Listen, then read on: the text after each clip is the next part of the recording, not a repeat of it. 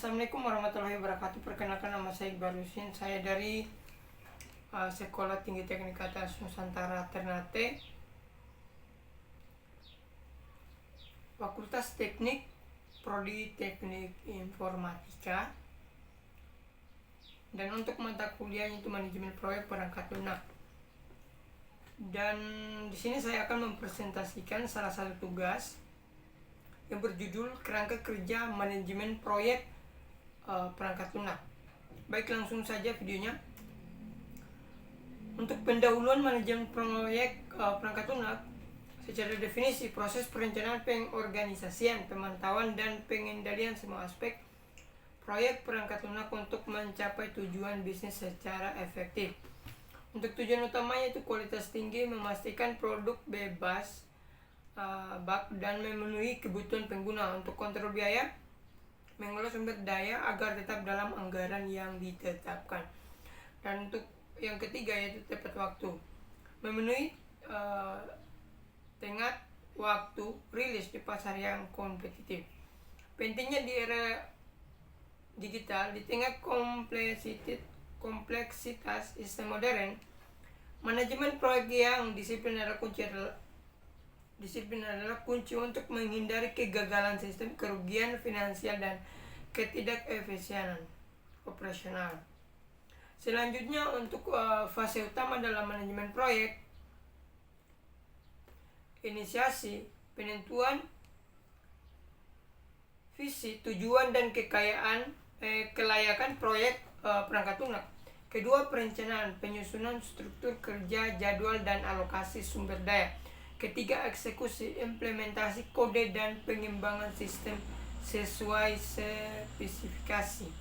Dan keempat, pemantauan, pengawasan kualitas, risiko, dan progres secara berkala. Yang kelima, penutupan, serah terima produk, dokumentasi akhir, dan evaluasi pasca proyek. Selanjutnya, fase inisiasi proyek. 1. Pengembangan proposal dan stakeholder.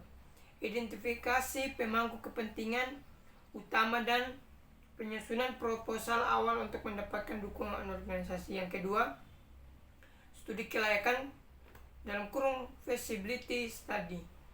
Analisis mendalam mengenal aspek teknis, ekonomi, dan operasional dan untuk memastikan proyek layak dilanjutkan. Ketiga, penetapan tujuan dan ruang lingkup. Mendefinisikan batasan proyek, kriteria keberhasilan, dan sasaran strategis yang ingin dicapai perangkat lunak. Hasil akhir fase proyek charter, dokumen resmi yang memberikan otoritas kepada manajer proyek untuk memulai aktivitas. Selanjutnya, fase perencanaan, work breakdown. Sini ada 3, yaitu work breakdown, struktur WBS dan WBS, dekomposisi hierarkis untuk merinci seluruh tugas proyek secara terstruktur.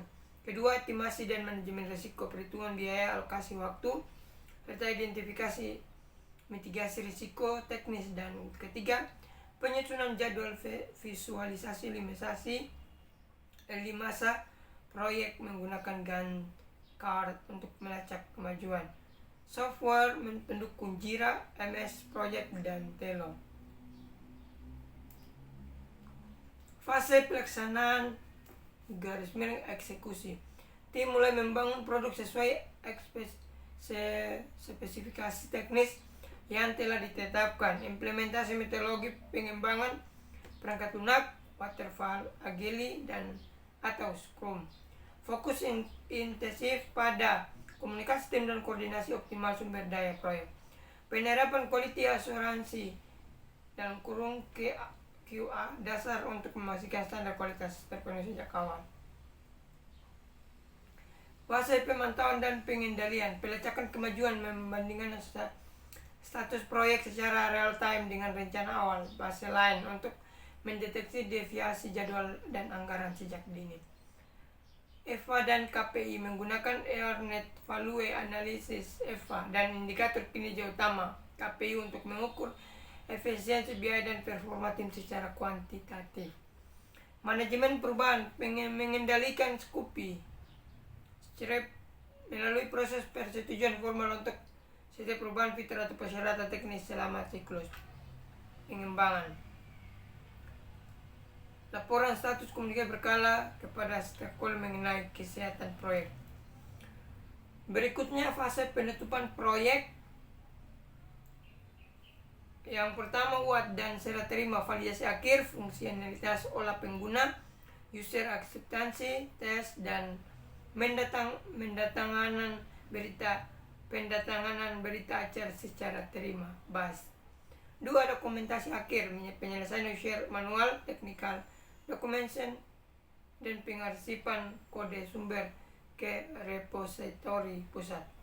Ketiga, evaluasi lesson learned, analisis pencapaian KPI proyek dan identifikasi hal-hal yang perlu diperbaiki untuk siklus pengembangan berikut: pelepasan sumber daya, transisi tim pengembangan ke proyek baru, dan penutupan akun administrasi serta infrastruktur dan produksi.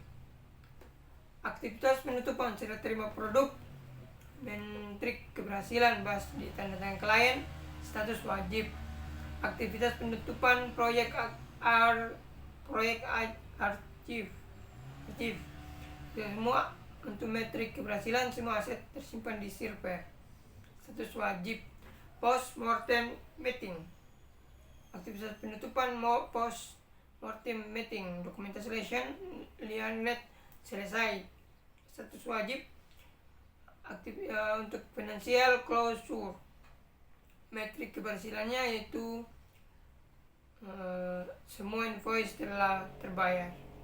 Statusnya wajib. Dan internal handover, tim support penerima pengetahuan penting. Selanjutnya, metodologi pengembangan perangkat lunak. Waterfall, pendekatan tradisional bersifat linear dan sekuensial. Setiap fase harus diselesaikan sebelum beralih ke fase berikutnya, cocok untuk proyek dengan kebutuhan yang tetap dan jelas sejak awal. Agile dan Scrum, metodologi modern berfokus pada iterasi cepat, fleksibilitas terhadap perubahan, dan kolaborasi tim yang intensif melalui siklus kerja pendek. Sprint. Ketiga, DevOps, praktik yang menggabungkan pengembangan perangkat lunak dalam kurun dev dan operasi OPS untuk mempersingkat siklus pengembangan serta menyediakan pengiriman berkualitas tinggi untuk secara berkelanjutan. Rekrutmen produk, rekrutmen dokumen, desain software, architecture, implementation, software, verification, dan maintenance.